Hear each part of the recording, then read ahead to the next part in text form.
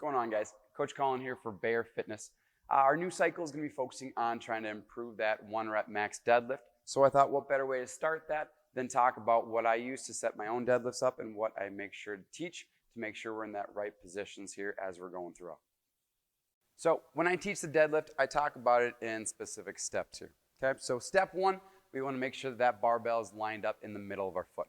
So when I'm talking about the middle of my foot, I want to make sure that I'm taking into account that whole foot, not just what we can see. Okay, so the middle of my foot is going to be about an inch away from that barbell. So when I have people kind of line up, I make sure that their feet are about under your hips there. And if you want to slightly point your toes out, you can go ahead and do that. It's going to be dependent person to person. Just find something that's going to be comfortable for you. Okay, but from there, you want to make sure that bar is over the middle of your foot.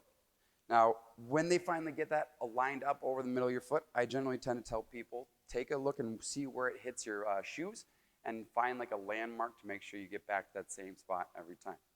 Okay, so step one, line that up over the middle of your foot. So as we have gotten our shins up to the bar, now we're going to go ahead and take care of that back position. So whenever we're lifting anything off the ground, either squatting or deadlifting or anything like that, you want to make sure you're maintaining a neutral spine throughout. So when I am in this position here, I want to think about squeezing my shoulder blades together and making sure I'm stable in my lower back as well as upper back. Okay, so making sure that lower back is flat means that you should feel a stretch in your hamstrings, activated glutes in here, and a little bit of stretch there in the back. So here, shins come to the bar, shoulders together, then you're ready to go. All right, so once we figured out our deadlift setup and actually working through that pull, let's talk about a couple common mistakes I've seen. So one mistake that I'll see is not keeping that bar close to your body.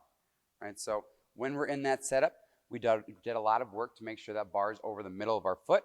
From there, your shins are connected to the bar, and that bar should be touching your body as you're going throughout that pull. Okay, so to do this, I want to think about keeping that bar close to my body, engaging my lats as if I'm pulling down here. Okay, so in that pull, you're going to be here, driving all the way up, squeezing with my arms to bring that bar all the way up. All right, last mistake we're going to talk about today is not using the correct muscle groups to engage in the right phases of this pull.